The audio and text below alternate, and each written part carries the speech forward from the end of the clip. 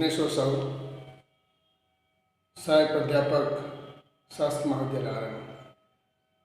पिछले अध्ययन में हमने देखे कि वाणिज्य बैंक की स्थापना किस प्रकार से हुई, किस प्रकार से कार्य करते हैं, खाते किस प्रकार से खोलते हैं। इस कड़ी में आगे बढ़ते हुए इस वाणिज्यिक बैंक की कुछ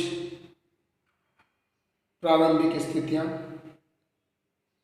उनके प्रमुख कमी या दोष तथा उन्हें दूर करने के उपाय के संबंध में चर्चा की जा रही है। वाणिज्यिक बैंक की तुलना हम इसके प्रारंभिक अवस्था में करें तो कुछ स्थिति इस प्रकार से है। निवेश में वृद्धि की दर को देखें तो 1950-51 में 360 करोड़, जो कि 1980 में यह बढ़कर 11,825 करोड़ हो गई। इस बैंक के निक्षेप में वृद्धि के अध्ययन करते हैं तो प्रारंभिक चरण में पाते हैं 1950-51 में 881 करोड़ रुपए थी, जो 1980 में 22,128 करोड़ हो गई। अग्रिम वृद्धि के अध्ययन करने से ज्ञात होता है 1951-52 में 547 करोड़ रुपए थी, जो 1980 में 22,129 करोड़ रुपए हो गई। शाखाओं का अध्ययन करने से ज्ञात होते हैं कि वाणिज्यिक बैंक का 1979 में लगभग 8,200 शाखाएं थी, जो उस दशक में, उस प्रारंभिक चरण में 1980 तक 32,420 शाखाएं हो गई। ऋण वृद्धि 1950-51 व राष्ट्रीयकरण के पश्चात इसमें तेजी आई है और ऋण देने में वाणिज्य बैंक भारत का मुख्य बैंक के रूप में गिने जाने लगा है। दत्त पूंजी एवं सुरक्षित कोष निवेश में अगर हम देखें तो 1950 में 10% था, जो 1980 में 1% की कमी रहते हुए कमी आकलन की गई। इसी प्रकार से नकद कोषों की कमी 1950-51 में इन बैंकों के नकद कोषों का अनुपात 11% रहा, जो 1980 में 9% रह गया। ब्याज की दर में वृद्धि, हम देखें कि वाणिज्यिक बैंक का मुख्य व्यवसाय ऋण देना है और इसमें वह ब्याज प्राप्त करती है, इसमें समय समय में वृद्धि होता गया और 1950-51 के बाद, राष्ट्रीयकरण के बाद 1980 दशक में और वर्तमान में देखते हैं कि इनमें ब्याज की प्राप्ति मुख्य साधन में माना जाता है। विलयकरण, समय समय पर राष्ट्रीयकरण के पश्चात वाणिज्यिक बैंकों का विलयकरण किया गया। विलयकरण करने का मुख्य उद्देश्य यह आंका गया कि ऐसे बैंक जो घाटे पर चल रहे थे या लाभ स्तर से बहुत कम थे या उनकी आर्थिक स्थिति अच्छी नहीं थी, ऐसे बैंकों का विलयकरण भी समय समय में किया गया। मुख्य रूप से 1961 में अनेक व्यापारिक बैंकों का विलय अनुसूचित बैंक के रूप में कर दिया गया। इस प्रकार से हम वर्तमान की स्थिति में अध्ययन करें वाणिज्य बैंक के क्या स्थिति है, तो इसके लिए हमें m.rbi.org.in का अध्ययन करना होगा, जो इस वेबसाइट पर भली भांति हम वर्तमान की स्थितियों को अच्छे से अध्ययन कर सकते हैं। इस प्रकार से हम देखें स्थिति में लगातार सुधार होता जा रहा है और वाणिज्य बैंक की भूमिका देश के विकास में एक महत्वपूर्ण माना जाता है। आगे अध्ययन में व्यापारिक बैंकों की कमी या उनके दोष का हमें व्याख्यान करना है। अध्ययन में यह पाते हैं कि वाणिज्य बैंक अपने चरम सफलताओं के बीच कुछ कमी या दोष दिखाई देता है, जो मुख्य रूप से एनपीए या गैर निष्पादनीय आस्तियों का है। एनपीए वाणिज्य बैंकों के लिए सबसे प्रमुख समस्या है, जो अपने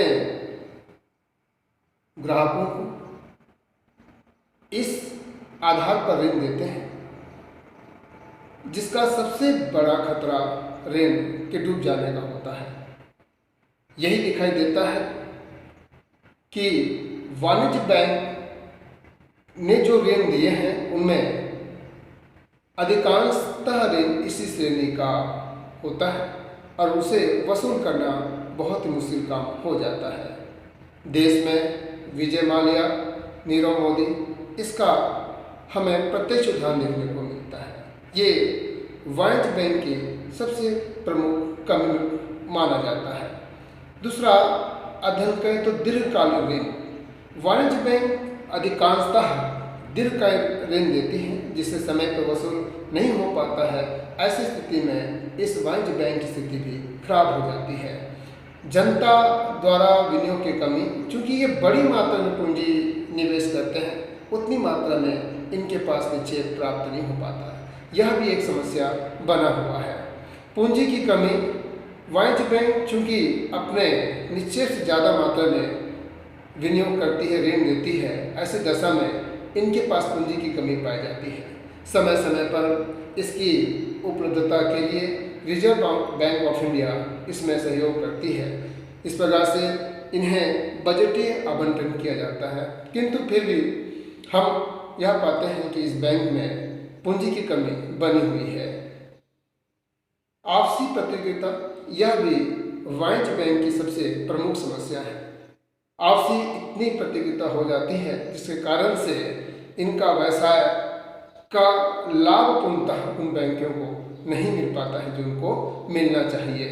रिजर्व बैंक के कठोर नियम, वाणिज्य बैंक पूर्णतः रिजर्व बैंक के कठिन नियम के अंतर्गत कार्य करते हैं, जिनके कारण से ये अपने इच्छा अनुसार कई कार्यों को पूर्ण नहीं कर पाते हैं। और इस प्रकार से रिजर्व बैंक ऑफ इंडिया के कठिन नियमों के कारण भी इन्हें लाभ कम होता है। कुशल प्रबंधन का भाव प्राय पाया जाता है कि वाणिज्य बैंक में जो नियुक्तियाँ होती है वो उनके ही हाथों में होता है, और यह पाया गया कि इनमें कुशल प्रबंधन का अभाव पाया जाता है। इस कुशल प्रबंध के अभाव के कारण बैंक का व्यवसाय अच्छा होते हुए भी लाभ दिखाई नहीं देता है, और कहीं न कहीं पूंजीवाद की जगड़ता इसमें दिखाई देता है। यही कहा जा सकता है कि कुशल प्रबंधन होने के कारण ऋणों को जो बंटवारा है, असमानता पाई जाती है। उन पूंजीपतियों को जो एक ही जगह बड़ी मात्रा में ऋण दे दिया जाता है, और जिनके डूबने से इनका जो लाभ है वो भी हानि को चला जाता है और स्थिति यहाँ पर खराब हो जाती है। वाणिज्य बैंक की एक और महत्वपूर्ण कमी ग्रामीण अंचलों में इसका कम स्थापना होना है। प्राय पाया जाता है कि वाणिज्य बैंक शहरों में, खासकर बड़े शहरों में स्थापित होते हैं, लेकिन ग्रामीण अंचलों में स्थापित नहीं हो पाते हैं, जिनसे भारत के ग्रामीण अंचलों में रोजगार के अवसर भी यहाँ पे कमी दिखाई देते हैं। ये भी एक इनका प्रमुख कारण है।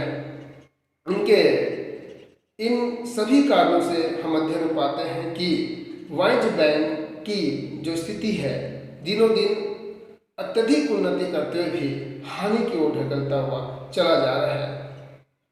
इसके कुछ उपाय निम्नलिखित है, जिससे हम इन संस्थाओं को आगे अच्छी स्थिति को ले जा सकते हैं। एनपीओ, एनपीए गैर निष्पादनीय आस्तियों के आधार पर ऋण कम दिया जाना चाहिए। दूसरा, दीर्घकालीन ऋण नहीं दिया जाना चाहिए। कोशिश या प्रयास ये किया जाना चाहिए कि ऋण की अवधि मध्यकालीन हो या अल्पकालीन हो, जिससे धन डूबने का भय नहीं रहेगा। शाखाओं का ग्रामीण स्तरों पर स्थापित किया जाना चाहिए, जिससे ज़्यादा से ज़्यादा लाभ भारत के ग्रामीण क्षेत्रों में हो सके और छोटे उद्योग जो है वह स्थापित हो सके और रोजगार के साधन बनते हुए देश के अर्थव्यवस्था में सहायक हो सके। रिजर्व बैंक ऑफ इंडिया का संरक्षण इन्हें दिया जाना चाहिए। समय समय पर ऐसे नियमों का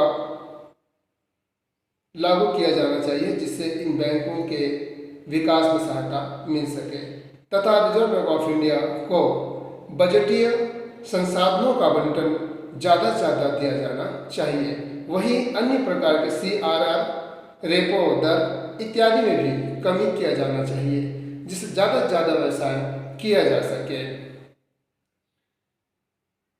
अंतिम में, अगर ऐसा कोई बैंक जो स्थिति अच्छी नहीं है, जिनकी स्थिति अच्छी नहीं है, उन्हें एकीकरण किया जाना चाहिए। जैसे हम वर्तमान में देखते हैं, देना बैंक का एकीकरण बैंक ऑफ बड़ौदा में किया गया। इस प्रकार से अगर ऐसी कोई बैंक जिनकी स्थिति अच्छी नहीं है, उन्हें इस प्रकार से एकीकरण का मार्ग अपना कर भी उसे हम मजबूत कर सकते हैं और देश की अर्थव्यवस्था में वाणिज्य बैंक का सहयोग हम ले सकते हैं। धन्यवाद।